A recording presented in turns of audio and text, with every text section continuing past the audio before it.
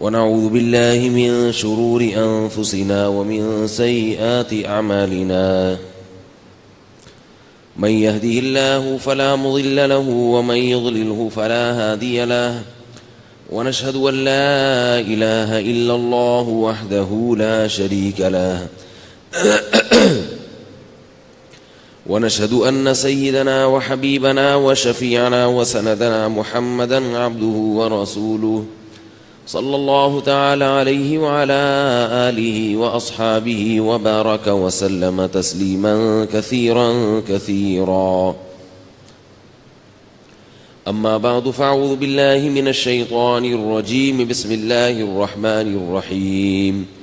وإذا سألك عبادي عني فإني قريب أجيب دعوة الداع إذا دعان فليستجيبوا لي وليؤمنوا بي لعلهم يرشدون.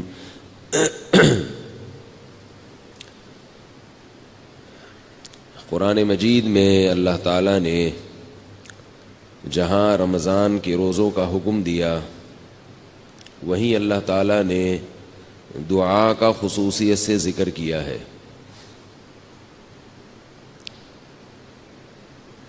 شہر رمضان الذی انزل فیہ القرآن، فرمایا رمضان کا وہ مہینہ ہے جس میں قرآن نازل ہوا. اس کے بعد پھر اللہ تعالیٰ نے رمضان کے روزوں سے متعلق حکم بیان کیا کہ دو قسم کے لوگ روزہ چھوڑ سکتے ہیں، ایک وہ لوگ جو مسافر ہوں اور ایک وہ لوگ جو بیمار ہوں. اور اس زمانے میں بعض لوگوں کی تحقیق کے مطابق تین قسم کے لوگ روزہ چھوڑ سکتے ہیں. ایک تو وہ جو بیمار ہوں، ایک وہ جو مسافر ہوں، اور ایک وہ جن کے کل پیپر ہوں. یہ ایک نیا فتویٰ مارکیٹ میں آ گیا ہے. تو اللہ نے کتنے لوگوں کو چھوٹ دی ہے؟ دو لوگوں کو، جو بیمار ہوں اور جو مسافر. البتہ خواتین کو جب ایام شروع ہوتے ہیں ناپاکی کے تو وہ بھی روزہ نہ صرف یہ کہ چھوڑ سکتی ہیں بلکہ رکھ نہیں سکتی، وہ تو ان کو پھر بعد میں قضا کرنا پڑے گا. ان تین یعنی مردوں میں دو قسم کے لوگ اور خواتین میں تین قسم کی خواتین کو اللہ نے اجازت دی ہے.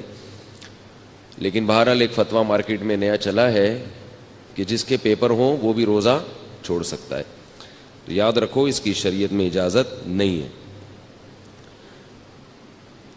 تو میں یہ عرض کر رہا تھا کہ اللہ تعالیٰ نے جہاں رمضان کے روزوں کا ذکر کیا اور یہ بتایا کہ مریض چھوڑ سکتا ہے، یہ میں ذرا اس کو ایک ہی دفعہ میں سیٹ کر لوں، یہ بار بار تنگ کر رہا ہے.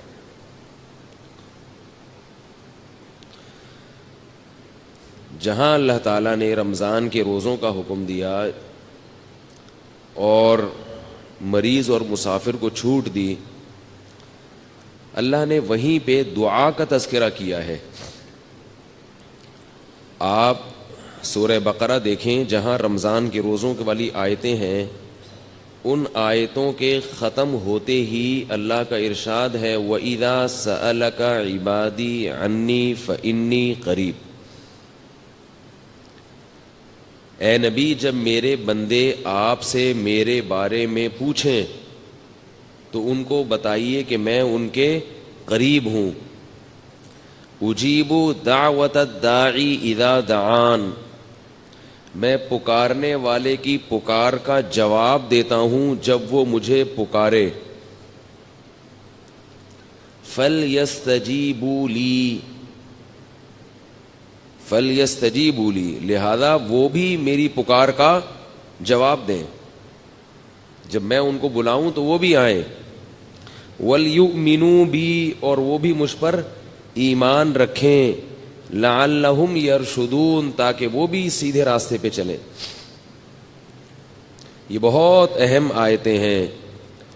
اللہ تعالیٰ نے قرآن مجید میں رمضان کی مناسبت سے جن چیزوں کو ذکر کیا وہ تین چیزیں ہیں جن کو اللہ نے رمضان کی آیتوں کے ساتھ، بلکہ چار چیزیں ہیں، چار جن کو رمضان کی آیتوں کے ساتھ جوڑا ہے.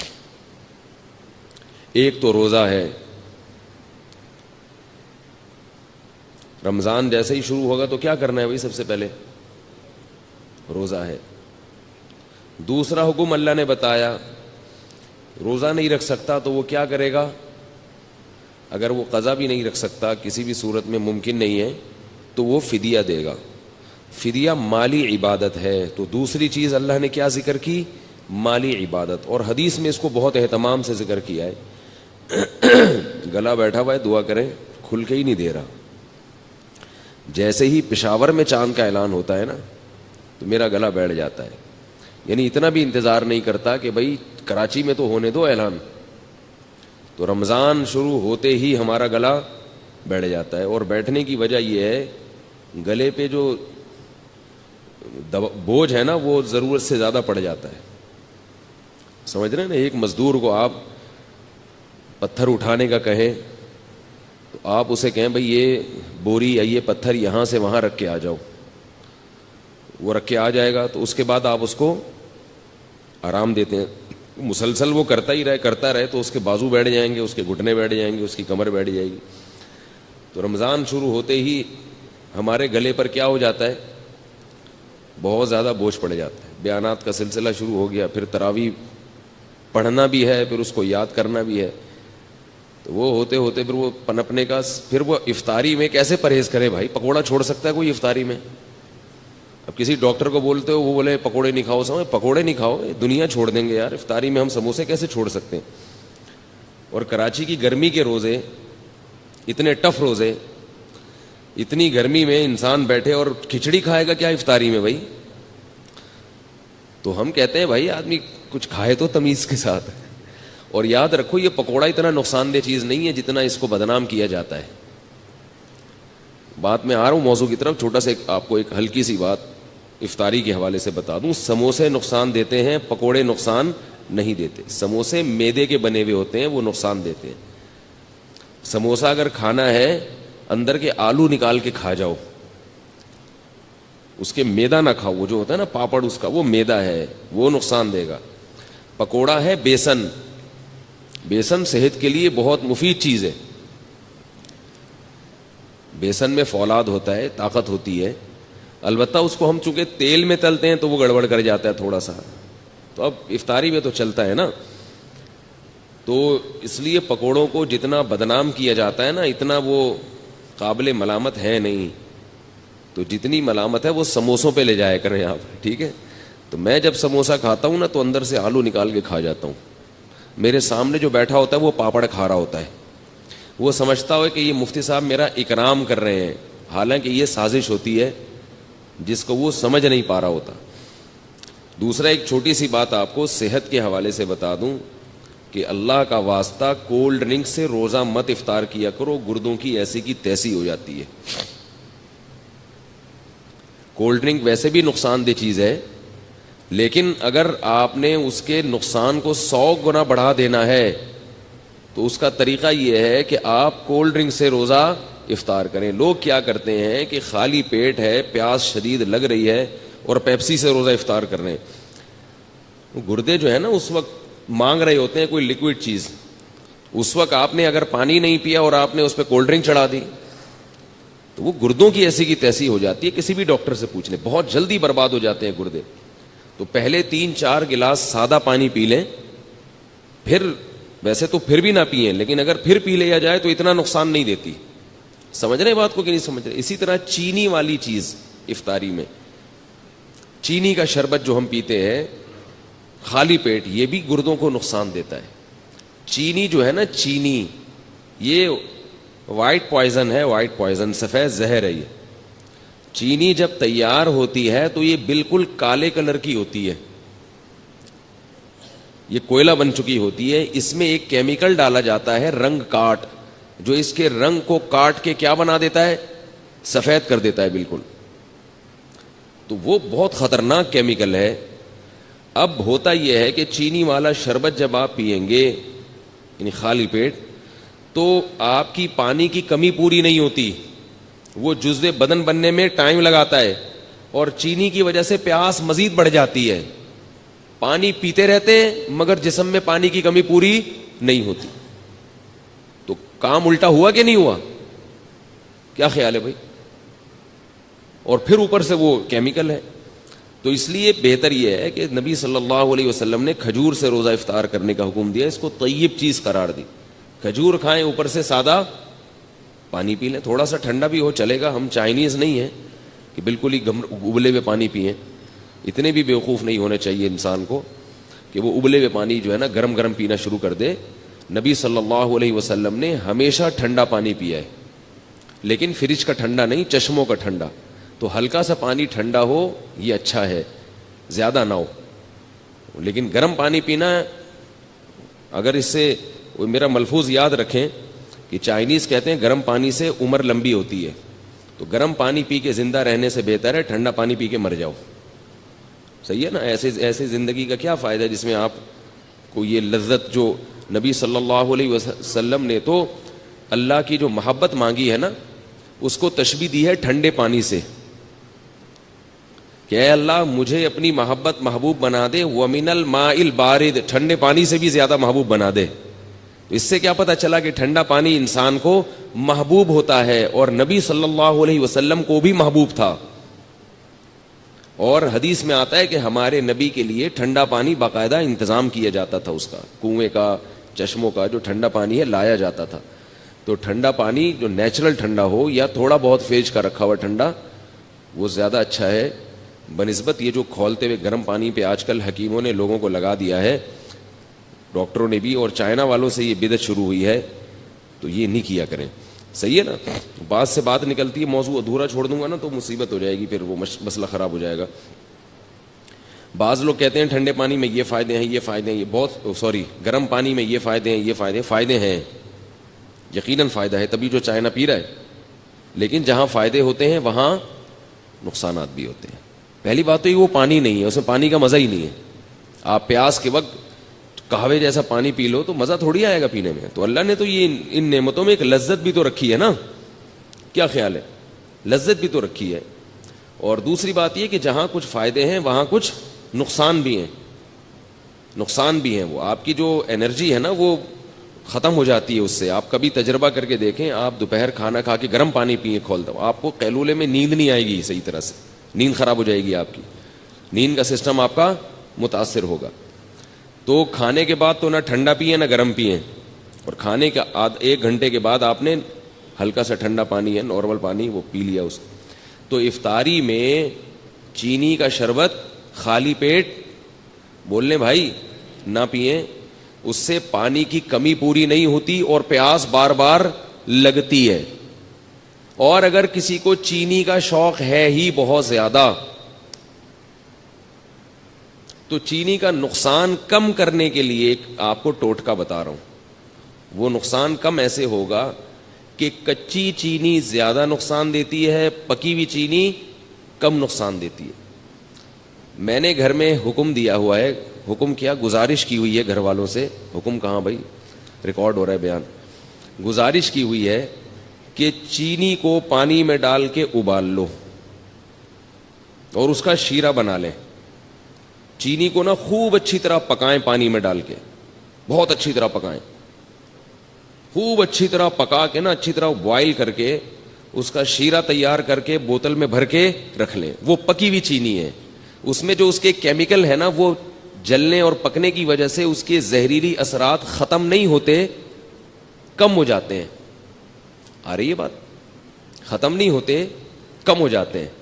تو اب اگر وہ شربت میں ڈال کے پئیں گے تو نقصان تو پھر بھی ہوگا مگر کم ہوگا.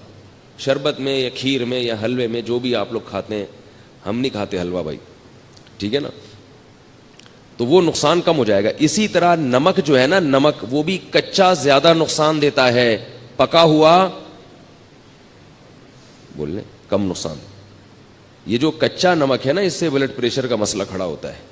کچا نمک کھانے میں اوپر سے نمک ڈال دیا. اسی طرح جو آٹے میں نمک ڈلتا ہے, ہوتا تو آٹے میں نمک کے برابر ہے وہ, مگر چونکہ وہ کچا رہ جاتا ہے, روٹی جب پکتی ہے نا تو اندر نمک نہیں پکتا اس میں صحیح طرح.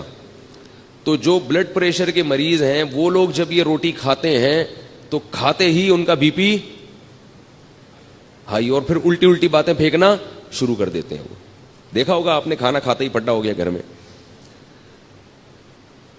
تو اس کا حل یہ ہے, یہ میں ہوائی باتیں نہیں کر رہا, بڑے بڑے ڈاکٹروں کی بات کر رہا ہوں, اور جن لوگوں نے اس پہ کنٹرول کیا ان کے گھر سے بلڈ پریشر کی بیماری ختم ہو گئی. تو اس کا بھی طریقہ یہ ہے کہ یا تو روٹی میں نمک ڈالے ہی نہیں, آٹے میں نمک ہی نہ ڈالیں, جو ڈالنا ہے سالن میں ڈال دیں, کیونکہ سالن والا نمک پک جاتا ہے. سمجھ رہے ہیں نا, جب سالن میں نمک ڈالا جاتا ہے تو وہ کیا ہو جاتا ہے, پک جاتا ہے, تو پکنے سے اس کے اثرات کم ہو جاتے ہیں.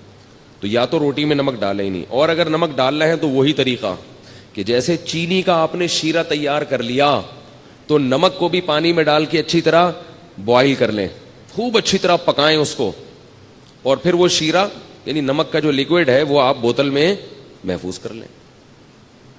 کیا ہو گیا بھائی, بہت آپ کے فائدے کی بات کر رہا ہوں, آپ کے فائدے کی بات کر رہا ہوں. اور یہ ان کا چیزوں کا ہمارے دین اور مذہب سے بھی تعلق ہے. ہمارے نبی نے صحت کی حفاظت کا ہمیں حکم دیا ہے, خاص طور پہ بلڈ پریشر سے صحت خراب نہیں ہوتی, ایمان بھی خراب ہو جاتا ہے, گھر بھی خراب ہو جاتا ہے.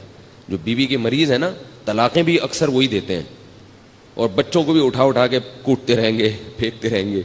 جب اب بلڈ پریشر کے مریض ابا گھر آئیں گے تو بچے کانپنا شروع کر دیں گے. تو اس لیے نمک کا یہ طریقہ, تو چینی اور نمک آپ نے کیا کرنا ہے,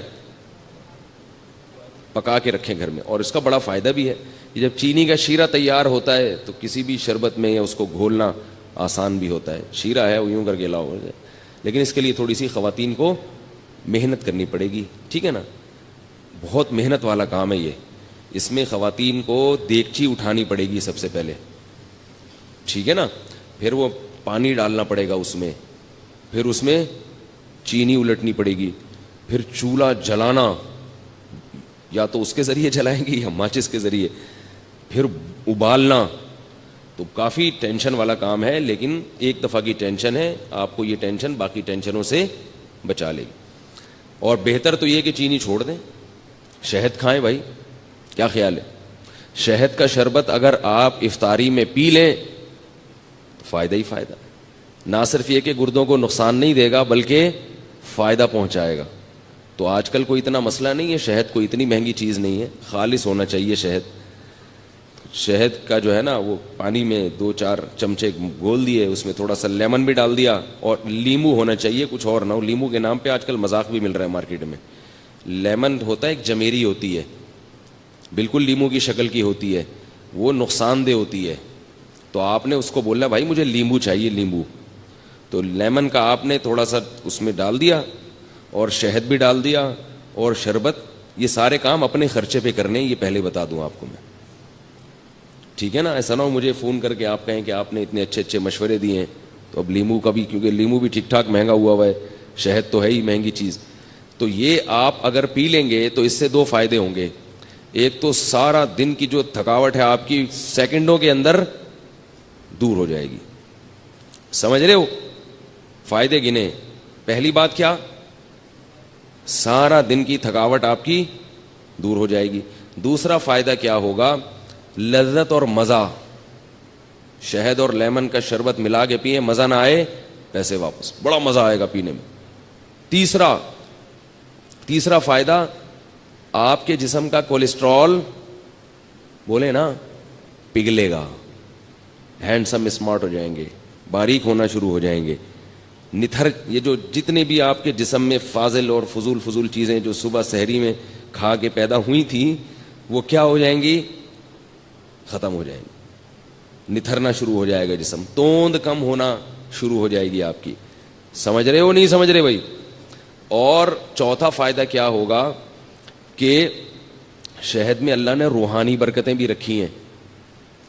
قرآن میں اللہ نے کہا نا فیہ شفاء للناس, تو اللہ نے تعریف کی ہے. تو جس کی اللہ تعریف کرے, ظاہر ہے اس میں جسمانی برکتیں بھی ہیں اور روحانی برکتیں بھی ہیں. تو یہ 4 چیزیں, اور پھر آہستہ آہستہ چینی سے جان چھوٹ جائے گی. یہ 5واں فائدہ ہوگا, شہد کی عادت پڑ جائے گی آپ کو کچھ دنوں میں. تو یہ تھوڑے بہت کام کیا کریں. اور اللہ کا واسطہ, یہ جو بازار سے جتنے قسم کے مشروبات آ رہے ہیں, جتنے قسم کے, چاہے وہ بہت اچھی کمپنیوں کے ہوں یا 2 نمبر لوکل کمپنیوں کے ہوں, سب ایک جیسے ہیں, سب نقصان دہ ہیں. جتنے مشروبات کوئی فری میں بھی دے رہا ہو نا, اگر فری میں بھی, تو نہ لیں اس کو. سمجھ گئے کہ یہاں تک؟ البتہ ہمدرد والوں کا جو روح افزا ہے اس کے بارے میں ماہرین کی دو رائے ہیں. بعض کہتے ہیں وہ بھی کچھ ایسنس ہیں وغیرہ, اور بعض کہتے ہیں نہیں وہ خالص عرقیات کا مجموعہ ہے. تو مجھے اس کی تحقیق, کتنی اہم باتیں ان کو فری پھوکڑ میں بتا رہے ہیں اور یہ قدر نہیں کر رہے بھائی, تو مجھے اس کی پوری طرح تحقیق نہیں ہے. وہ آپ ہمدرد والوں سے پوچھ لیں کہ بھائی یہ 2 نمبر آ رہا ہے, یا جب تک حکیم محمد سعید صاحب زندہ تھے تو 1 نمبر آ رہا تھا, وہ پھلوں کا رس تھا, ٹھیک ہے نا. اب پھلوں کا رس ہے یا پرچی پہ پھل لکھ کے وہ پرچی ڈال دی جاتی ہے, اس کا مجھے علم نہیں ہے. تو دونوں باتیں سننے کو ملتی ہیں, بعض کہتے ہیں 2 نمبر ہے, بعض کہتے ہیں 1 نمبر ہے. تو مجھے نہیں پتا کہ وہ 2 نمبر ہے کہ 1 نمبر. تو آپ کا کوئی جاننے والا ہو تو آپ اس سے تحقیق کر سکتے ہیں. باقی جتنے بھی مشروبات آ رہے ہیں باہر سے سارے بیڑا غرق کر رہے ہیں, کیونکہ جب آپ خالی پیٹ وہ پیتے ہو ان میں کیمیکلز ہوتے ہیں. وہ کیمیکلز آپ کے گردوں کو فوری طور پر متاثر کرتے ہیں. گردوں کے اتنی بیماریاں, پہلے زمانے میں لاکھوں میں کوئی ایک گردوں کا مریض ملتا تھا. تو اپنے آپ کو ڈائلیسس پہ کیوں لانا چاہ رہے ہو بھائی؟ آپ دیکھو نا ڈائلیسس کے مریضوں کو جا کے ہسپتال میں دیکھو, پناہ مانگو گے اللہ کی آپ کہ اللہ مجھے بچا لے اس عذاب سے. تو یہ سارے کیسے مریض بنتے چلے جا رہے ہیں؟ شوگر کی بیماری, گردوں کی بیماری اتنی زیادہ عام ہو گئی ہے. اس کی بنیادی وجہ یہ جو مشروبات ہیں بازار کے ڈبے جو دودھ کے آپ پی رہے ہیں نا, دودھ کے نام پہ جو مذاق پلایا جا رہا ہے آپ کو, یہ چھوڑ دیں, یہ دودھ نہیں ہے. یہ جو خوشنما پیکنگ میں دودھ آ رہے ہیں یہ سفید رنگ کی کوئی چیز ہے, یہ دودھ نہیں ہے. اس کا کسی لیبارٹری میں ٹیسٹ کروا لیں, یہ دودھ نہیں ہے. دودھ وہ ہوتی ہے جو بھینس دیتی ہے, اور یہ کمپنیاں دیتی ہیں. تو کمپنی دودھ دے سکتی ہے کبھی؟ قرآن میں آتا ہے کہ چوپائے کو تم چارہ کھلاتے اس سے دودھ نکلتا ہے. کہیں بھی نہیں ہے کہ تم کمپنی کو پیسے دیتے اس سے دودھ نکلتا ہے, قرآن میں تو کہیں بھی نہیں ہے. دودھ کہاں سے آتا ہے؟ اب یہ پہلی جماعت کے بچوں کے سوال ہیں, بتاؤ دودھ کہاں سے آتا ہے؟ گائے سے آتا ہے یا کمپنی سے آتا ہے؟ گائے دودھ دیتی ہے. ہندو اسی لیے تو گائے کی عبادت کرتے ہیں کہ وہ دودھ دیتی ہے. ہندو کو کبھی دیکھا کہ نیسلے کمپنی کی عبادت کرتے ہوں, یا ملک پیک کی عبادت کرتے ہوں, یا ملک ٹیئر کی عبادت کرتے ہوں؟ اتنی سینس تو ہندوؤں میں بھی ہے کہ عبادت کس کی کرنی ہے, یعنی ان کے لحاظ سے جو سینس ہے کس کی عبادت کرنی ہے؟ گائے کی. اور ہم کیا کر رہے ہیں؟ ہندوؤں کو مجبور کر رہے ہیں کہ وہ کس کی عبادت شروع کر دیں؟ کمپنیوں کی عبادت شروع کر دیں. تو دودھ گائے دیتی ہے, گائے سے دودھ نکالو یا جس نے نکالا ہوا ہے اس سے جا کے خریدو. اس میں جراثیم اگر ہیں تو کوئی مسئلہ نہیں ہے, وہ جراثیم والا اس بغیر جراثیم سے بہتر ہے. جراثیم بھی اس میں اسی لیے آ رہے ہیں کہ وہ دودھ ہے. جراثیم کو بھی پتا ہے کہ یہ کیا ہے, دودھ ہے. اور یہ جو ڈبوں کے دودھ ہے ان کو کھول کے رکھ دو, اس کو جراثیم بھی لفٹ نہیں کراتے. تو جس چیز کو جراثیم بھی لفٹ نہ کرا رہے ہوں اس کو آپ کیوں پی رہے ہو بھائی؟ تو یہ ساری چیزیں کھا کھا کے لوگوں کے گردوں کا بیڑا غرق ہو گیا. شوگر کے مریض بنتے چلے جا رہے ہیں, توندیں نکلتی چلی جا رہی ہیں, جسم ڈھلکتے چلے جا رہے ہیں, چہروں کی رونقیں ختم ہو رہی ہیں, پھر بھی پی رہے ہیں, بچوں کو بھی پلا رہے ہیں. اس لیے یہ اللہ نے قرآن میں حکم دیا ہے کہ اپنے آپ کو خود سے ہلاک مت کرو. جیسے خودکشی کرنا حرام ہے کھمبے سے چپک کے, ایسے ہی سلو پوائزن کھا کے آہستہ آہستہ اپنے آپ کو تباہ کرنا بھی غلط کام ہے, ناجائز کام ہے. اگر آپ کو پتا ہے کہ اس سے مجھے نقصان ہو رہا ہے. یہ عجیب بات ہے کہ کھمبے سے چپکنا تو حرام ہے, اپنے آپ کو مار دینا. یعنی آپ مجھے بتاؤ, ایک آدمی خودکشی کر رہا ہے, وہ ایسے کر رہا ہے کہ ابھی گیا اور ابھی بجلی کے کھمبے پہ ہاتھ لگایا اور ابھی مر گیا, تو یہ ناجائز ہے یا نہیں ہے؟ ہے بھائی. اور ایک آدمی ایسے اپنے آپ کو ہلاک کر رہا ہے کہ وہ تھوڑا تھوڑا کرنٹ اپنے لگاتا ہے کہ میں ابھی نہیں مروں, 10 سال میں مر جاؤں. تھوڑا تھوڑا اپنے آپ کو کیا کر رہا ہے؟ ہلاک کر رہا ہے. آج تھوڑا سا کرنٹ, پھر تھوڑا اور ذرا جھوڑ کا جھٹکا, پھر اور. ٹھیک ہے یہ ویسا حرام نہیں ہے جیسا ایک دم سے مارنا, لیکن کیا اس کو بھی ہم صحیح کہہ سکتے ہیں اس عمل کو؟ ہے بھائی. بھائی زندگی کی حفاظت جب فرض ہے تو پھر وہ ہر لحاظ سے فرض ہے. تو اس طرح یہ چیزیں کھا کھا کے لوگوں نے, اور افطاری میں چونکہ زیادہ نقصان ہوتا ہے, تو رمضان تو اللہ نے ہمیں دیا, اس کی حکمتوں میں ایک حکمت یہ ہے کہ اس سے صحت اچھی ہوتی ہے. اور اوپر سے جتنی بیماریاں رمضان میں ہو رہی ہیں اتنی کسی اور مہینے میں نہیں ہوتی, کیونکہ وہ جو سارا جو ہے نا ترتیب آؤٹ کر جاتی ہے. کہاں سے کہاں بات چلے گی. خیر میں اب اصل بات کی طرف آتا ہوں. تو میں یہ عرض کر رہا تھا کہ اللہ نے قرآن میں رمضان کے لیے 4 احکام خصوصیت سے بیان کریں. ایک پر اشارہ دیا ہے لیکن حدیث میں اس کی پھر وضاحت ہے. تو وہ 4 کام میں سب سے پہلا کام کیا ہے؟ بولو بھائی, روزہ. اس میں تو آپشن ہے ہی نہیں, وہ تو رکھنا ہی رکھنا ہے. دوسرا کام اللہ نے رمضان میں جس کا خصوصیت سے ذکر کیا ہے وہ ہے تلاوت قرآن. رمضان کا اور قرآن کا آپس کا بہت گہرا جوڑ ہے. شہر رمضان الذی انزل فیہ القرآن، فرمایا وہ مہینہ ہے جس میں قرآن نازل کیا گیا. یہ وہ مہینہ ہے جس میں قرآن نازل کیا گیا. تو اللہ نے رمضان کا انتخاب کیا ہے قرآن کے نزول کے لیے. اسی وجہ سے رسول اللہ صلی اللہ علیہ وسلم نے اس مہینے میں تراویح کو مشروع کیا، تراویح کو، تاکہ اس میں قرآن پڑھا جا سکے. بعض جو متجددین کہہ رہے ہیں کہ تراویح کا نبی سے کوئی ثبوت نہیں ملتا، یہ جھوٹ ہے، غلط بات ہے 100%. تراویح سب سے پہلے کس نے پڑھی ہے؟ محمد صلی اللہ علیہ وسلم نے. 3 دن پڑھ کے چھوڑ اس لیے دی کہ فرض نہ ہو جائے. پھر صحابہ نے ابو بکر کے دور میں ہی شروع کر دی تراویح، حضرت عمر کے دور میں نہیں شروع ہوئی ہے، یاد رکھو. صحابہ پھر پڑھتے رہے ہیں، نبی کے انتقال کے بعد بھی پڑھتے رہے ہیں، کیونکہ اب فرضیت کا امکان ختم ہو گیا تھا. حضرت عمر نے صرف اتنا کیا ہے کہ مختلف ٹولیوں میں جو پڑھ رہے تھے ان کو ایک امام پہ جمع کیا ہے، کیونکہ نبی نے جو پڑھائی تھی وہ نبی نے، آپ اکیلے امام تھے اور باقی سب لوگ مقتدی تھے. تو حضرت عمر نے ان کو نبی کے نہج پہ اس تراویح کو حضرت عمر لے کر آئے ہیں. اور اس کو جو نیا کام کہا وہ اس لیے کہ ابو بکر کے دور میں ایک امام پر نہیں تھے، تو اس لحاظ سے وہ نیا ہے، حضرت ابو بکر کے دور کے لحاظ سے. سمجھنے بات کو؟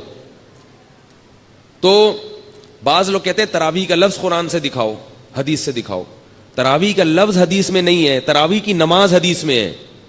تو ہم نماز کو زیادہ فوکس کرتے ہیں، ناموں میں ہمیں الجھنے کی ضرورت نہیں ہے. آپ اگر تراویح کو کوئی اور نام دینا چاہیں تو ہمیں کوئی پریشانی نہیں. آپ اس کو صلاۃ اللیل کہہ لیں، رات کی نماز کہہ لیں، قیام رمضان کہہ لیں تو بھی ٹھیک ہے.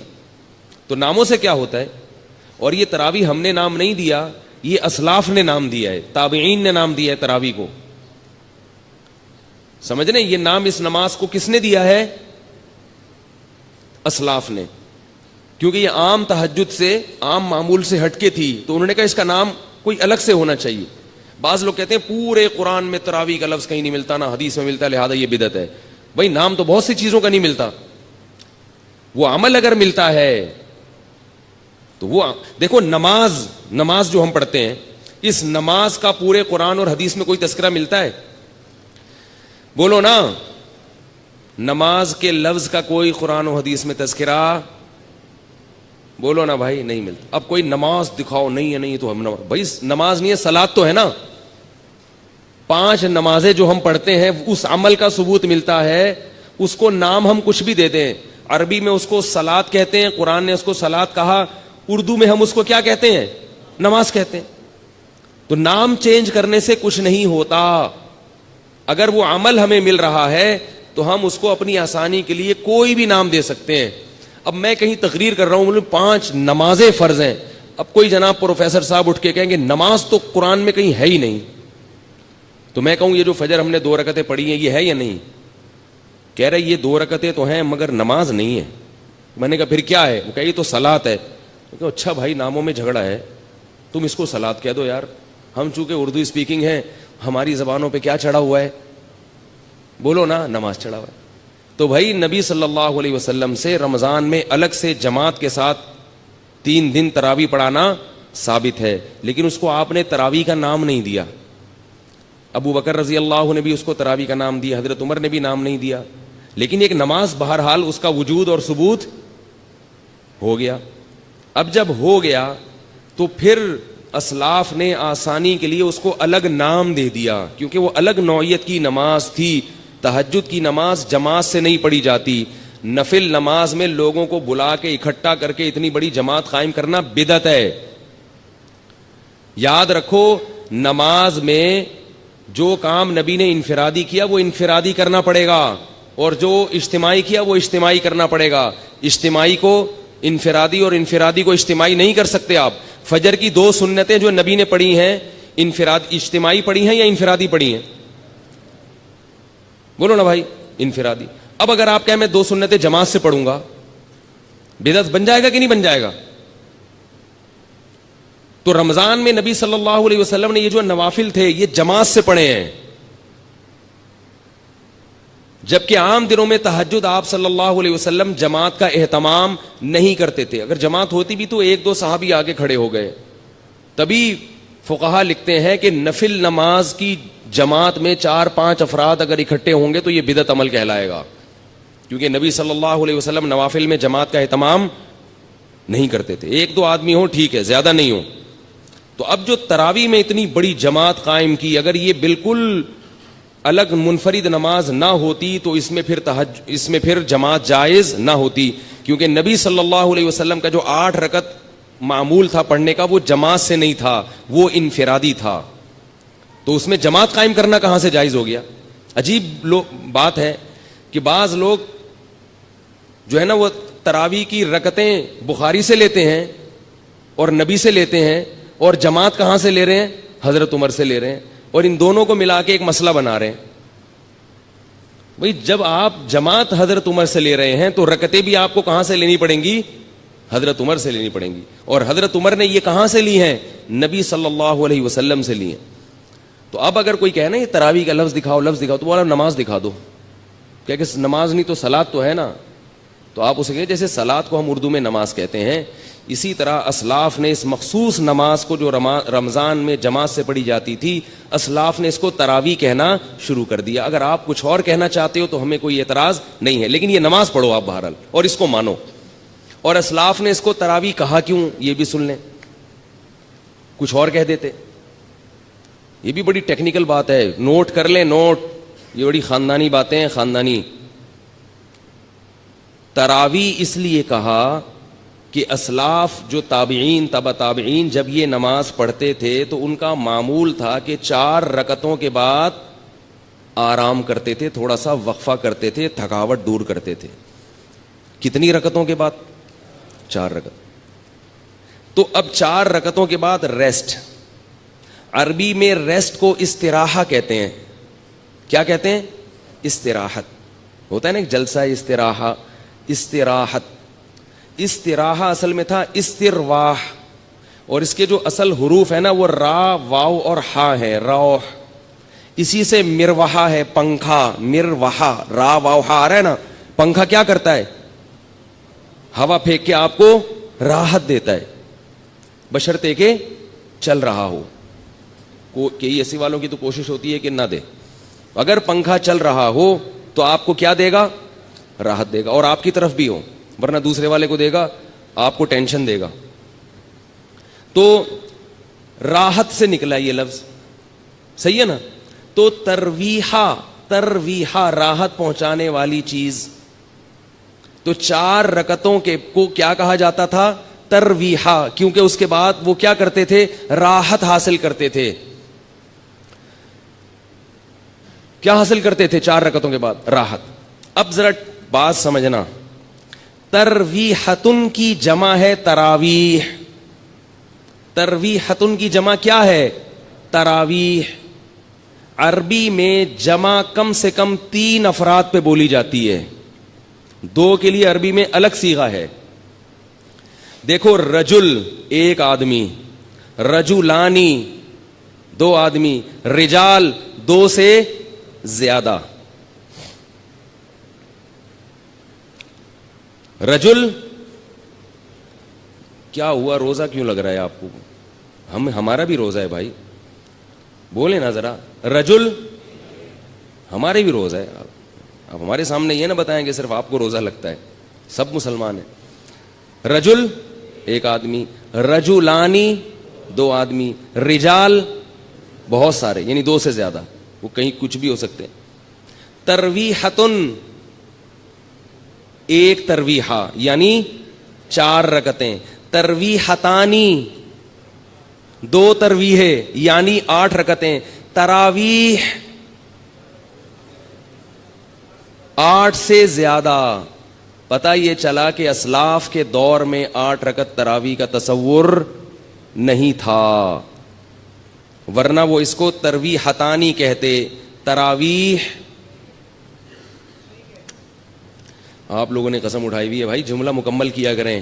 اگر وہ 8 رکعتیں کا معمول ہوتا اسلاف میں تو وہ اس کو ترویحتانی کہتے, تراویح نہیں کہتے. مصنف ابن ابی شیبہ کی روایت ہے, جا کے دیکھ لیں. اور مزے کی بات یہ کہ عربی میں جمع کی دو قسمیں ہیں, ایک جمع قلت اور ایک جمع کثرت. جمع قلت کہا جاتا ہے 9 تک کے افراد, اور جمع کثرت اس سے بھی زیادہ. تو تراویح کا مطلب 3 تراویحوں سے زیادہ, 12 رکعتوں کو بھی نہیں کہہ سکتے آپ, الا یہ کہ اس میں تسامح سے کام لیں. ورنہ اصل کیا ہے کہ تراویح کا مطلب بہت سارے تراویح, بہت سارے تراویح. تو اس لیے کم سے کم تراویح کی مقدار, یعنی اس لفظ جو ہے نا, یہ کم سے کم جن افراد پہ صادق آ رہا ہے وہ 12 رکعتیں کم سے کم, اور یہ لفظ بتا رہا ہے کہ وہ 12 سے بھی زیادہ ہیں. تو یہ لفظ خود انکار کر رہا ہے کہ تراویح 8 رکعتیں نہیں ہو سکتی. یہ اسلاف ورنہ اس کو یہ نام نہ دیتے. رہی وہ حدیث موطا امام مالک کی کہ جس میں آتا ہے کہ حضرت عمر نے 8 رکعتیں اور 3 وتر پڑھائے ہیں, وہ حدیث ضعیف ہے. اب میں اس کی سند میں جاؤں گا تو ٹائم لگے گا. گل ویلے دی تے پھل موسم دا والی بات کر لوں آپ کے سامنے, بھائی بات شارٹ مختصر ہو اور سمجھ میں آ جائے. اس حدیث وہ موطا امام مالک کس کی کتاب ہے؟ پورا نام بتا رہا ہوں, موطا امام مالک, یہ کس کی کتاب ہے؟ یہ تو ایسے پھر بھی نہیں بتا رہے یار آپ لوگ. یہ تو ایسے ہی ہو گیا جیسے ایک وہ تھا, ایک وہ بیٹھا ہوا تھا, وہ پہلے زمانے میں سیٹ چیلے, وہ تو نہیں گرو ہوتا تھا نا, اس کا ایک چیلا ہوتا تھا, ہے چیلا. تو جو چیلا تھا نا وہ بڑا مالدار تھا, اور گرو کیا تھا؟ غریب بیچارہ, ظاہر ہے اس کا نوکر تھا. ہمارے حضرت اس پہ یہ واقعہ اس پہ سنایا کرتے تھے کہ ہر مالدار آدمی میں عقل نہیں ہوتی, بعض دفعہ بیوقوفوں کو اللہ دولت زیادہ دے دیتا ہے, بلکہ زیادہ تر ایسا ہی ہو جاتا ہے, ٹھیک ہے نا, اللہ اپنی قدرت دکھاتا ہے. تو اور اگر اللہ یہ اصول بناتے کہ جس کے پاس پیسہ ہو تو اس کے پاس, جس کے پاس عقل زیادہ ہو پیسہ بھی ہوگا, تو بیوقوف تو بھوکے مر جاتے بیچارے. تو کیا ہے کہ عجیب حساب ہے کہ بعض دفعہ عقل بالکل نہیں ہوتی, پیسہ بہت ہوتا ہے. تو اس پہ حضرت یہ واقعہ سناتے تھے کہ وہ ایک چیلا تھا, بڑا مالدار تھا, اس کا ایک نوکر تھا. تو چیلے نے اپنے نوکر سے کہا, گرو سے کہا کہ مجھ سے, وہ حضرت پنجابی میں سناتے تھے, بڑا مزہ آتا تھا مجھے, وہ پوری پنجابی اس طرح آتی نہیں ہے, تو میں کچھ اردو کچھ پنجابی کا تڑکا لگانے کی تھوڑی سی کوشش کروں گا, کیونکہ اس لطیفے کا پنجابی میں ہی مزہ ہے. جو لطیفہ جس زبان میں بنا ہو وہ اسی میں سننے میں مزہ آتا ہے, وہ کسی اور زبان میں جب ترجمہ ہوگا تو اس بیچارے کی لطیفے کی ایسی کی تیسی ہو جاتی. تو حضرت اس پہ سنایا کرتے تھے کہ وہ گرو نے اس سے پوچھا, بلکہ وہ سرائکی میں ہے, کہ اپنے نوکر سے کہا کہ مجھ سے کوئی پہیلی پوچھو, لیکن یہ بتا دوں اگر مجھے اس کا جواب نہ آیا نا تو تیری ٹھکائی لگاؤں گا میں. یعنی اپنے نوکر سے خود ہی اپنی ذہانت کا امتحان بھی لے رہا ہے, اور پھر یہ بھی ڈر ہے کہیں فیل ہو کے میں بیوقوف ہونا میرا ثابت نہ ہو جائے. تو کہہ رہے کہ اگر مجھے اس کا جواب نہیں آیا نا, مجھ سے حل نہیں ہوئی, تو میں تجھے چھوڑوں گا نہیں. اب وہ بیچارہ پریشان, یہیں سے بیوقوفی شروع ہو گئی نا. اب وہ کہہ رہا ہے کہ یار سوچ کے کوئی ایسی پہیلی لے کر آؤ بہت ہی آسان ہو, بہت آسان ہو, جس کا جواب آ جائے. تو اب اس نے پہلی پوچھی کہ حضور بتاؤ کہ ایک جانور ہے تے پونچھ گھمیندی ہے. گھمیندی پنجابی کا لفظ ہے, سرائکی کا لفظ ہے, سرائکی ہے نا, تو سرائکی میں یہ لطیفہ. پونچھ گھمیندی ہے, چولہے کے گرد گھومتی ہے.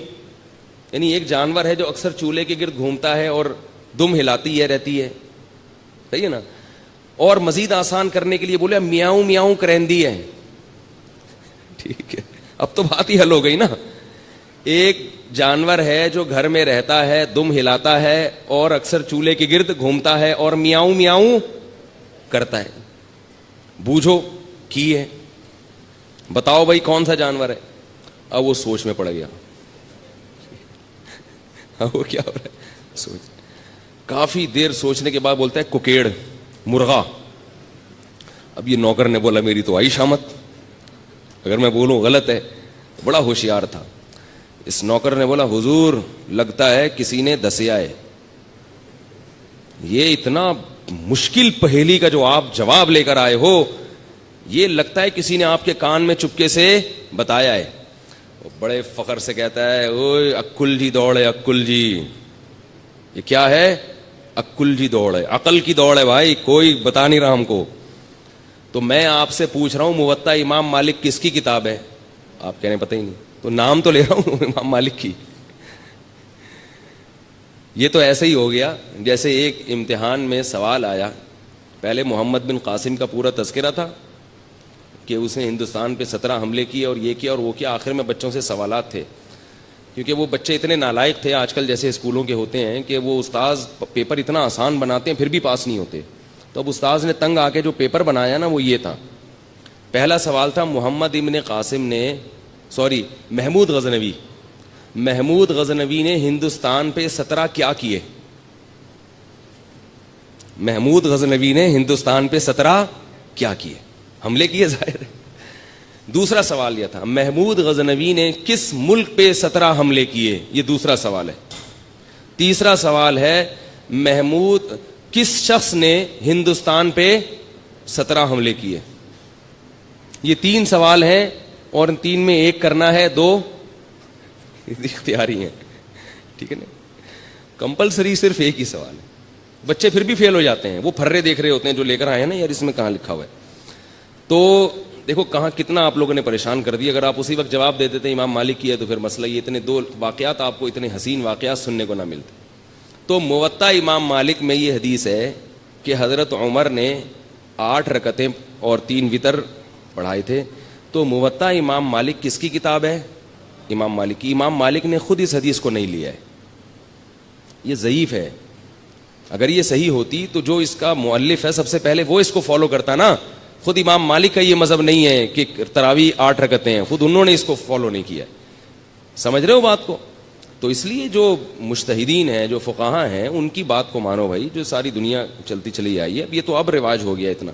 پھر بھی بار بار میں یہ کہتا ہوں کہ لڑنا نہیں چاہیے ان چھوٹے مسائل میں, بس آپ کا نظریہ درست کرنا, موقف اپنا سامنے رکھنا مقصد ہے. پھر بھی کوئی 8 پڑھ رہا ہے 20 پڑھ رہا ہے تو کسی پہ طنز نہ مارو. لوگ کیا کرتے ہیں کہ ایک دوسرے پہ طنز کرنا شروع کر دیتے ہیں. تو آپ اپنے آپ کو متبع سنت سمجھیں اور دوسرے پہ طنز ماریں, یہ طریقہ غلط ہے. اور نبی صلی اللہ علیہ وسلم کے نہ یہ اخلاق ہے نہ یہ سیرت ہے. وہ بولیں بھائی اس بیچارے کی جو سمجھ میں آیا, اس کو نبی کا جو طریقہ اس کی سمجھ گیا, وہ اپنے حساب سے سنت کو فالو کر رہا ہے, تو ٹھیک ہے. اس کو اگر وہ اجتہادی خطا پہ ہے تو اللہ تعالیٰ پھر اس کو, اگر وہ اس میں صلاحیت ہے اجتہاد کی اور خطا ہو رہی ہے تو اللہ اس کو ثواب دے دے گا اس پہ. تو 2 کام میں نے بتا دیے. دوسرا کام کیا ہے؟ تلاوت. اور اسی کے لیے نبی صلی اللہ علیہ وسلم نے تراویح کو مشروع قرار دیا. پھر آپ صلی اللہ علیہ وسلم حضرت جبریل کے ساتھ رمضان میں قرآن کا دور کیا کرتے تھے, تو اس لیے رمضان میں رات کو تراویح بھی پڑھنی چاہیے اور دن میں بھی تلاوت کا اہتمام کرنا چاہیے. تیسرا کام جس کا حدیث میں ذکر ملتا ہے اور قرآن نے اشارہ بھی دیا اس کی طرف, وہ کیا ہے؟ صدقات و خیرات کی کثرت. روزہ رکھنا آسان ہے, مال خرچ کرنا مشکل. آج کل لوگ منتیں جو مانتے ہیں نا کہ میرا یہ کام ہو گیا تو یہ کروں گا, یا خواتین جو منتیں مانتی ہیں, نماز روزے کی تو منتیں مانی جاتی ہیں, پیسے خرچ کرنے کی منتیں نہیں مانی جاتی. دکھتی رگ پہ ہاتھ رکھا کہ میں نہیں رکھا, میں نے پیسے خرچ کرنے کی منتیں نہیں مانی. پیسوں سے ہمیں بہت محبت ہے, اور اللہ نے جہاں نماز کا ذکر کیا وہاں مال خرچ کرنے کا ذکر ساتھ ساتھ کیا. اس سے پتہ چلتا ہے کہ اللہ کو کنجوس نمازی پسند نہیں ہے. تو ہم اس نوٹ سے دل نہ لگائیں, اس پراپرٹی سے دل نہ لگائیں, رکھیں مگر ساتھ ساتھ اللہ کی راہ میں خرچ بھی کیا کریں. آپ کو پتہ ہے کہ پہلے صوفیاء کرام کی جو خانقاہ ہوتی تھی, آج کل چند ایک کو چھوڑ کے اچھے لوگ بھی ہیں تصوف میں الحمدللہ, انہی کی برکت سے آج یہ دین قائم ہے. ہم بھی اسی تصوف کے سلسلے سے جڑے ہوئے ایک نالائق ہیں جو آج یہاں بیٹھ کے ٹوٹا پھوٹا دین کا کام کر رہے ہیں. تصوف پر رد ہرگز مقصد نہیں ہے, کسی کا مذاق اڑانا مقصد نہیں ہے, لیکن بہت سی خانقاہیں کھانے پینے کا ایک ہوٹل بنی ہوئی ہیں, لنگر فری کے چل رہے ہیں اور مریدین آگے پڑے ہوئے کھا رہے ہیں, کھا کھا کے گردنیں موٹی ہو رہی ہیں. جب ان سے پوچھا جائے کہ تم یہاں کیوں پڑے ہوئے ہو تو کہتے ہیں ہم اصلاح کرنے کے لیے آئے ہوئے ہیں.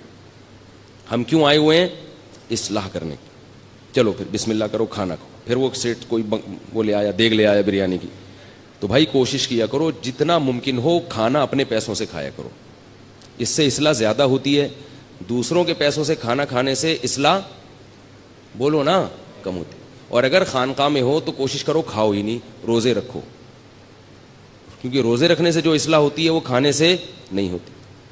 تو بہرحال تو پہلے لیکن اچھی خانقاہیں بھی ہیں الحمدللہ. تو میں یہ نہیں کہہ رہا کہ لنگر کوئی کھلا رہا ہے تو وہ غلط کر رہا ہے اور جو کھا رہا ہے غلط کر رہا ہے, بدگمانی جائز نہیں ہے, لیکن تھوڑا سا اپنے اوپر بھی انحصار کرنا چاہیے نا. ایک خانقاہ ایسی ہے ملیشیا میں, میرا بھائی وہاں گئے, انہوں نے بتایا کہ جس کو بھی ملیشیا میں کھانا مہنگا پڑ رہا ہے نا, ہوٹل سے خرید کے کھانا, وہ شیخ سے اصلاحی تعلق قائم کر کے خانقاہ میں ایڈمیشن لے لیتا ہے.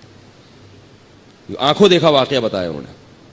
شیخ سے اصلاحی تعلق قائم کریں گے اور خانقاہ میں ایڈمیشن لے لیں گے, اور پھر وہاں پہ لنگر آ رہے ہیں اور وہ اصلاح کی نیت سے کھا رہے ہیں. تو اگر کبھی جانا ہو تو ملیشیا میں مجھ سے پوچھ کے جائیں آپ لوگ, ٹھیک ہے نا. میں اپنے بھائی صاحب سے پوچھوں گا بھائی وہ کدھر ہے یار وہ خانقاہ, میں نہیں جاؤں گا وہاں, بات کر رہا ہوں. تو ایسے لوگ بھی ہیں. تو جیسے جب وہاں ملیشیا میں ہو سکتا ہے, حالانکہ وہ بھی ہمارے ہی ایک سلسلے کی خانقاہ ہے, تو یہاں نہیں ہو سکتا کیا؟ یہاں بھی ہے. تو اس لیے پہلے کیا تھی, خانقاہ تھی, تو اس میں جو ہمارے صوفیاء کرام ہیں وہ کیا کرتے تھے, اپنے مرید کے دل سے دولت کی محبت نکالنے کے لیے کیا کرتے تھے, کڑک کڑک نوٹ اور سکے جلوایا کرتے تھے. اس کو ہمارے حضرت جو ہے نا, ہمارے شیخ مفتی رشید احمد صاحب ایسے بتاتے تھے کہ اگر دل میں نوٹوں کی محبت ہے نا, جیسے آج تو نوٹ ہیں سکے نہیں ہیں, پہلے تو دینار ہوتے تھے, درہم ہوتے تھے, تو فرماتے تھے کہ ہم پھر یہ کریں گے کہ جس کے دل میں پیسے کی محبت ہے نا, کہ ہر وقت اپنے بٹوے میں پیسے گنتا رہتا ہے اور دیکھتا رہتا ہے اتنے پیسے ہو گئے, اتنے ہو گئے, اتنے پیسہ, اتنا پیسہ, تو فرماتے تھے اس دل سے دنیا کی محبت نکالنے کے لیے ایک کام کیا کرو, 5,000 کا کڑک نوٹ پکڑو اور ایک طرف ماچس کی تیلی سے آگ لگاؤ اور آہستہ آہستہ اس کو جلاؤ. کرنا نہیں ہے یہ کام کہیں آپ شروع کر دیں, شروع نہ کر دیں آپ, یہ تو کسی شیخ سے باقاعدہ اجازت لے کے, وہ آپ کے حالات دیکھ کے آپ کی نفس پکڑ کے چیک کرے گا کہ آپ کی بیماری یہاں تک پہنچ گئی ہے کہ آپ صدقہ بھی نہ کرو, آپ تو جلاؤ, آگ لگاؤ ان نوٹوں کو, لیکن آپ نہ کرنا. یہ ڈاکٹروں کی باتیں وہ ذرا اوپر کی باتیں. میں ایک بتا رہا ہوں کہ ایسا بھی کیا ہے دل سے پیسوں کی محبت نکالنے کے لیے. فرماتے کنارے پہ آگ لگاؤ, پھر آہستہ آہستہ جب وہ نوٹ جلے گا تو آپ کا دل بھی اندر سے جلے گا, بڑا کلاوازیاں کھائے گا, ہائے ہائے کیا ہو رہا ہے. فرمایا پوری گڈی رکھی ہوئی, پھر دوسرا نوٹ, پبلک بھی دیکھے گی, بولے گی کیا ہو رہا ہے بھائی ہمیں دے دو, بولا نہیں آگ لگاؤں گا. آگ جب فزیکلی کوئی کام کیا جاتا ہے نا, فزیکلی, تو اس کے اثرات بھی آپ کی باڈی پہ پڑتے ہیں, آپ فزیکلی فٹ ہونا شروع ہو جاتے ہیں. صرف بیانات سنیں گے تو صرف ذہن متاثر ہوگا, آپ کی باڈی متاثر نہیں ہوگی. دیکھیں میں اگر آپ کو بیان کروں کہ روزانہ جو ہے وہ 2 کلومیٹر یا 5 کلومیٹر جاگنگ کرنی چاہیے, روزانہ آپ سنیں گے, تو کیا آپ ہلکے ہونا شروع ہو جائیں گے؟ جب تک آپ کریں گے نہیں ہوں گے. تو اگر میں آپ کو یہ بتاؤں نوٹوں کی محبت دل میں نہیں ہونی چاہیے, پیسے سے محبت نہیں ہونی چاہیے, دنیا ہے ختم ہونے والی ہے, قبر میں نہیں جائے گا, سنتے رہو گے کچھ بھی اثر نہیں ہوگا. تو فزیکلی جب آپ اس کو جلانا نہیں, بھائی اللہ کا واسطہ بار بار کہہ رہا ہوں, اگر آپ اس کو جلانا شروع کر دیں, اور وہ آپ کہیں گے کہ پھر ہمیں کیوں ترغیب دے رہے ہو جب منع بھی کر رہے ہو, وہ پھر کسی اور وقت بتاؤں گا میں. تو ایسے جب آپ اس کو آگ لگائیں گے, ہلکی ہلکی آگ لگے گی, اور یہ آگ نوٹ پہ کم اور آپ کے دل پہ زیادہ لگ رہی ہوگی, اندر اندر سے آپ جلنا شروع ہوگے. زیادہ محبت ہوگی تو آپ کے سر کے بال خود بخود غائب ہونا شروع ہو جائیں گے, ایسا لگے گا وہ بھی جل رہے ہیں اور بغلیں بھی جل رہی ہیں, ٹھیک ہے نا, سب جلا کے آپ بالکل صاف ستھرے ہو جاؤ. تھوڑے دنوں میں آپ کے دل سے یہ دنیا کی محبت ختم, اور آپ دیکھو گے یار جلا دیا پھر بھی اللہ کھانے کو دے رہا ہے, جو میری بنیادی ضرورتیں پوری ہو رہی. تو یہ مشق کروائی جاتی تھی, لیکن آج کل منع کیا جاتا ہے, آج کل منع کیا جاتا ہے. تو آج کل اتنا ہی کر لو کہ صدقہ کر دو, 5,000 کا کڑک نوٹ نکالو, کسی فقیر کو یہ چونیاں ٹھنیاں چھوڑ دو. 5 روپے کا سکہ دیکھا اپنے سمٹ کے احتجاج میں کتنا چھوٹا سا ہو گیا ہے. ابھی سنیں 10 کا بھی سکہ آ گیا ہے, 50 کا بھی سکہ, اوف. تو کیا ہو رہا ہے, ہمارے ملک کی حالت کیا ہو رہی ہے؟ یہ بھی اس لیے ہو رہی ہے کہ پیسہ جمع ہو رہا ہے, خرچ نہیں ہو رہا. تو جو ہے نا یہ سکے وکے کے بجائے اب کیا ہے, کڑک سا نوٹ نکالا, اپنے بھائی کو دے دیا, بہن کو دے دیا. اور کیا ہے, رشتہ داروں میں کوئی غریب ہے اس کو دے دیا. لوگ رشتہ داروں میں جو غریب ہے اس کو زکوٰۃ دیتے ہیں, دینی چاہیے, ڈبل ثواب ہے. لیکن یاد رکھو کہ رشتہ داروں کا تو ویسے ہی حق ہے, اللہ کے بندو, ان کو تو ویسے ہی خرچ کرنا چاہیے. ان کو زکوٰۃ پہ کیوں ٹہلا رہے ہو؟ اگر کوئی رشتہ دار غریب ہے تو وہ تو آپ کی ویسے ہی ذمہ داری ہے نا, اس کا خیال کرو. ٹھیک ہے زکوٰۃ بھی ہو جاتی ہے, لیکن میں یہ عرض کرتا ہوں کہ زکوٰۃ کے لیے تو بہت زیادہ سے زیادہ مستحق کو تلاش کرو, اس رشتہ دار کو ہدیہ دے دیا کرو. ویسے ہی اتنی ہی رقم کس مد میں دے دو, ہدیے میں. کیونکہ رشتہ دار بہت سے لوگوں کے اتنے غریب ہوتے نہیں ہیں, لیکن وہ پھر بھی کچھ ہیلے بہانے کر کے, کھینچا تانی کر کے کیا کر دیتے ہیں, زکوٰۃ پکڑا دیتے ہیں ان کو. تو مفتی سے فتویٰ لیتے ہیں, زکوٰۃ ادا تو ہو جاتی ہے, لیکن اس سے بھی بڑے بڑے غریب دنیا میں پڑے ہوئے ہوتے ہیں. تو رشتہ داروں کو ویسے ہی دے دو بھائی. اب ایک بیوہ عورت ہے جس کا بیٹا کما رہا ہے, ٹھیک ہے وہ بیوہ غریب ہے, اس کے پاس نہ سونا ہے نہ پراپرٹی ہے, اس پہ زکوٰۃ لگ جاتی ہے. لیکن جب اس کا بیٹا کما رہا ہے تو اس کو دینے کی کیا ضرورت ہے بھائی؟ ان کو دے دو نا جن کے بیٹے بھی نہیں کما رہے, اس کی ضرورت تو پوری ہو رہی ہے نا بیٹے کے ذریعے. فقہی لحاظ سے بعض چیزیں درست ہوتی ہیں مگر مصلحت کے لحاظ سے خراب ہوتی ہیں اور شریعت کے مزاج کے موافق نہیں ہوتی. تو بعض دفعہ مفتی فتویٰ دے دیتے ہیں کہ زکوٰۃ اس پہ لگ جائے گی, لیکن آپ کا ضمیر اس کی اجازت نہیں دے رہا ہوتا, تو ضمیر کی بھی مان لینی چاہیے. ایک بیوہ عورت ہے جس کا بیٹا کما رہا ہے لیکن وہ بیوہ غریب ہے, تو بیوہ پہ زکوٰۃ لگ جائے گی کیونکہ شریعت اس کی غربت کو دیکھتی ہے, اس کے بیٹے کو نہیں دیکھتی. لیکن اصولی طور پر کیا ہے کہ زکوٰۃ کا مقصد غربت ختم کرنا ہے, لوگوں کی حاجت پوری کرنا ہے. تو ایسے کو دو نا جو اس سے زیادہ محتاج ہے, اور اس کو ویسے ہی دے دو. اگر یہ بیوہ آپ کے رشتہ داروں میں سے ہے تو آپ اس کو ویسے ہی ہدیے کے نام پہ دے دیں. ہدیہ تو کسی کو بھی دیا جا سکتا ہے. تو اس لیے بھائی رمضان میں تیسرا کام کیا کرنا ہے, کڑک کڑک نوٹ بولو اللہ کی راہ میں, بولو نا, جملہ مکمل کریں, آدھا کام اسی سے ہو جائے گا, بولنے سے ہو جاتا ہے. کڑک کڑک نوٹ اللہ کی راہ میں خرچ کرنے ہیں. اور شیطان کہے گا کیا کر رہے ہو, اتنی محنت سے کمائے ہیں, اتنی محنت سے کمائے ہیں, کیسے دے دوں. دیکھو نبی نے کیا فرمایا, بہترین صدقہ کون سا ہے, دل تھام کے سنیں یہ حدیث, بہترین صدقہ کون سا ہے. فرمایا تأمل الغنا وتخشى الفقر, وہ صدقہ کہ رقم خرچ کرنے کے وقت تمہیں یہ خیال ہو کہ اگر میں نے یہ پیسے خرچ نہیں کیے تو ان پیسوں سے مزید پیسہ بنا سکتا ہوں, ان پیسوں سے مزید پیسہ بنا سکتا ہوں. تأمل الغنا, امید ہے غنا کی کہ یار یہ اگر میں نے روک لیا نا تو ایسے مواقع آئیں گے جن میں انویسٹ کر کے نوٹ پہ نوٹ چھاپ لوں گا. تو اس پیسے سے انسان کو زیادہ محبت ہوتی ہے. دوسری چیز اس میں یہ ہو, تخشى الفقر, اگر ابھی خرچ کیا تو موجودہ حالت سے نیچے بھی آ سکتا ہوں. صرف امیدیں نہیں ہیں, خطرات بھی ہیں. تأمر الغنا وتخشى الفقر, اور فرمایا ان تکون صحیحا شحیحا, صحت مند بھی ہو, ورنہ بعض دفعہ بڑھاپے میں انسان خوب صدقات و خیرات شروع کرتا ہے, اس کو پتا ہے اب میں دنیا سے جا رہا ہوں, یہ پیسہ میرے کام نہیں آئے گا, بچوں سے بنتی نہیں ہے, ان کو محروم کرنا ہے, تو یہ فلانے مدرسے میں دے دو اور فلاں مسجد میں دے دو. صحیح کا مطلب بالکل جوان ہٹا کٹا, ابھی کھانے پینے کی, لائف کو انجوائے کرنے کی عمر ہے. یہ میں نہیں کہہ رہا بھائی, مجھ پہ کیوں غصے ہو رہے ہیں, میں تھوڑی کہہ رہا ہوں, یہ کون کہہ رہا ہے, رسول اللہ, اللہ کے سفیر جو دنیا میں اللہ کا پیغام لے کر آئے تھے. صحیحاً, صحت مند, ہٹا کٹا, اور آج تو بڑھاپے میں نہیں کرتے, پاؤں قبر میں لٹکے ہوئے ہوتے ہیں, پھر بھی میرا پیسہ میرا پیسہ میرا پیسہ. لیکن جوانی میں کرنا اور مشکل ہے. ان تکون صحیحاً, 4 شرطیں. دوسرا شحیحاً, شحیح, طبیعت میں کیا ہو, بخل ہو, جان نکل رہی ہو, روکڑا, یعنی اپنی طبیعت بھی نہ آمادہ ہو رہی ہو.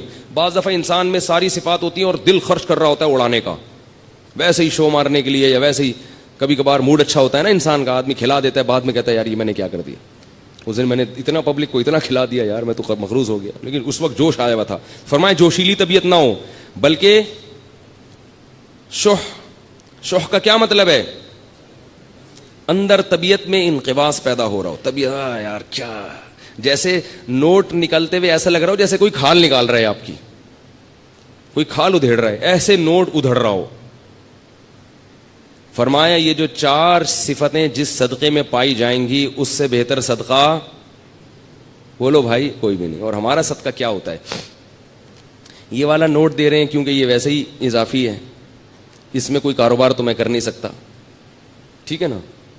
نمبر 2, اتنا زبردست مولوی صاحب کا بیان سنے ایک دم جوش پیدا ہو گیا ہے, اور مولوی صاحب نے بتایا تھا کہ یہ صدقہ کرو گے تو گھر میں وہ جو بلا ہے نا وہ ٹل جائے گی, ساس کا انتقال ہو جائے گا, اللہ نہ کرے.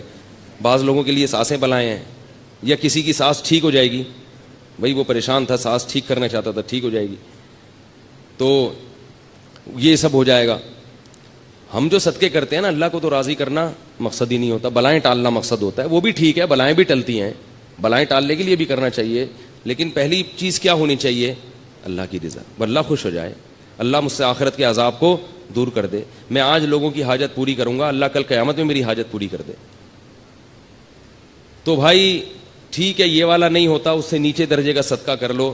لیکن حدیث میں آتا ہے رسول اللہ صلی اللہ علیہ وسلم رمضان میں سخاوت کے دریا بن جایا کرتے تھے, سخاوت کے دریا. عجیب بات ہے, لیلۃ القدر میں لوگ تلاوت بھی کرتے ہیں, نماز بھی پڑھتے ہیں, صدقات و خیرات نہیں کرتے. حالانکہ عبادت میں تو صدقہ ایک مستقل عبادت ہے, تو لیلۃ القدر میں بھی عبادت صدقات و خیرات والی کیا کریں. اگر اس وقت رات کو آپ کو کوئی فقیر یا مستحق نہیں مل رہا تو کچھ پیسے نکال کے اپنے پرس میں اس نیت سے الگ کر دیں, اللہ میری طرف سے یہ میں نے نکال دی. اب مستحق تلاش کرنے میں 1 مہینہ لگ جائے, 1 سال لگ جائے, وہ ٹینشن کی بات نہیں ہے. الٹے سیدھے لوگوں کو نہ پکڑایا کریں. لوگ جلدی میں کیا کرتے ہیں, غلط لوگوں کو پکڑا دیتے ہیں, اس لیے کہ بھی رمضان ہے ثواب نہ نکل جائے. تو رمضان میں اگر آپ کو مستحق نہیں مل رہا تو آپ ثواب کی نیت سے نکال کے الگ رکھ دیں گے, تو انشاءاللہ ثواب رمضان ہی کا ملے گا آپ کو. کیونکہ اب یہ جو آپ تاخیر کر رہے ہیں یہ اپنی سستی کی وجہ سے نہیں کر رہے, بلکہ اس لیے کہ صحیح ہاتھوں میں پہنچے, مستحقین تک پہنچے. آ گئی یہ بات سمجھ میں کہ نہیں آئی ہے؟ تو یہ والا صدقہ. اور دیکھو نبی جو سخاوت کے دریا ہوتے تھے, تو آپ صلی اللہ علیہ وسلم کے پاس تو مال تھا ہی نہیں. پتہ یہ چلا کہ سخاوت کا دریا بننے کے لیے مالدار ہونا ضروری, بولو نا, نہیں. اب آپ کہیں گے پیسے ہیں ہی نہیں تو صدقہ کہاں سے کریں؟ ایک آدمی خود غریب ہے, وہ کہاں سے صدقہ کرے؟ بھائی جیسے نبی نے کیا اور جیسے نبی نے بتایا. نبی نے فرمایا کہ تمہارے پاس اگر 1 کھجور ہے, 1 کھجور تو ہوتی ہے نا, اور اگر 1 کھجور بھی نہیں ہے تو مجھے بتائیں بھائی, کچھ چندہ وندہ کرتے ہیں اس کے لیے ہم لوگ یہاں سے. وہ ایک چور گیا نا کسی کے گھر میں, کچھ مل ہی نہیں رہا تھا, تو چور نے 50 روپے نکالے, اس بندے کو اٹھایا, بولا یار یہ رکھ. تو 1 کھجور تو ہوتی ہے بھائی سب کے پاس, تو صرف 1 کھجور ہے, اس سے زیادہ مسکین دنیا میں کوئی بھی نہیں ہے. تو فرمایا کہ آدھی کاٹ کے خود کھا لو اور آدھی صدقہ کر دو. فاتقوا النار ولو بشق تمرہ. اور قربان جاؤں محمد صلی اللہ علیہ وسلم کی تعلیمات پہ. فرمایا یہ بھی نہیں ہے, اگر کھجور بھی نہیں ہے, فاقے ہو رہے ہیں, تو پھر کیا ہے؟ صدقے کا مقصد دوسرے کی حاجت پوری کرنا, اس کو خوش کرنا نا. تو فرمایا ان تلقى اخاك بوجه طلیق, مسکرا کے بات کر لو لوگوں سے,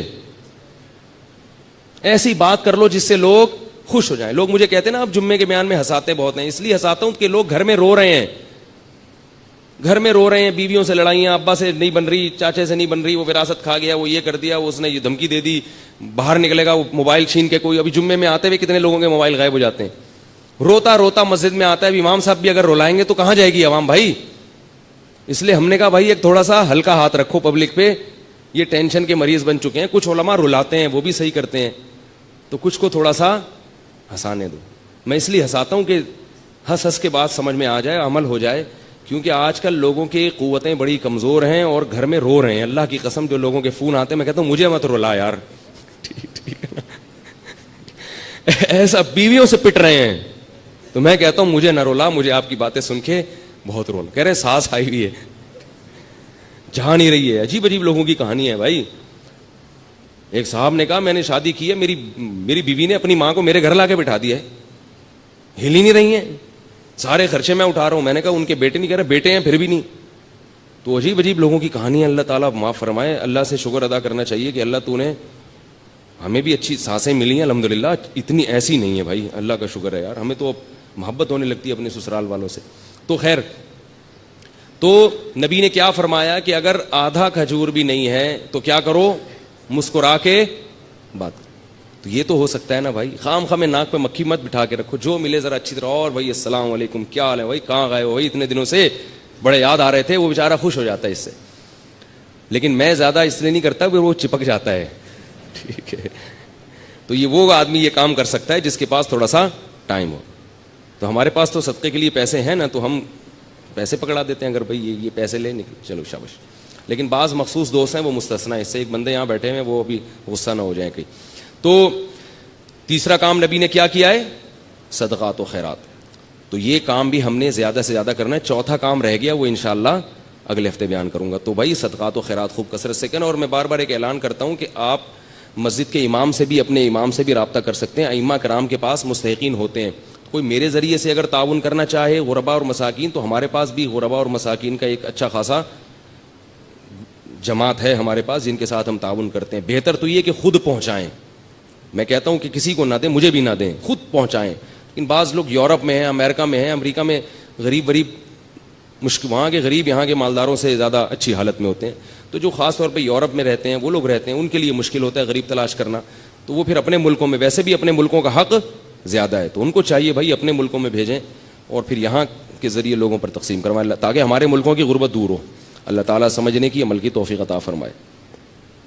جی, اعتکاف کے ابھی فارم ملیں گے جمعے کی نماز کے بعد. جو لوگ بھی اعتکاف میں بیٹھنا چاہتے ہیں تو وہ ابھی اس فارم لے لیں. اور جو باہر سے, کراچی سے باہر سے آنا چاہتے ہیں, تو یہ نعیم بھائی کا نمبر ہے 03339614. اس نمبر پہ کال کر کے اپنی رجسٹریشن کروا سکتے ہیں. صرف 2 دن ہے آپ کے پاس اعتکاف میں بیٹھنے والوں کے لیے, 2 دن ہے. 2 دن میں جن کے رجسٹریشن ہو گئی بس انہی کو بیٹھنے کی اجازت دی جائے گی, کیونکہ محدود جگہ ہیں, بہت زیادہ رش اکٹھا ہو جاتا ہے, اس کو پھر مسجد میں جگہ نہیں ہوتی.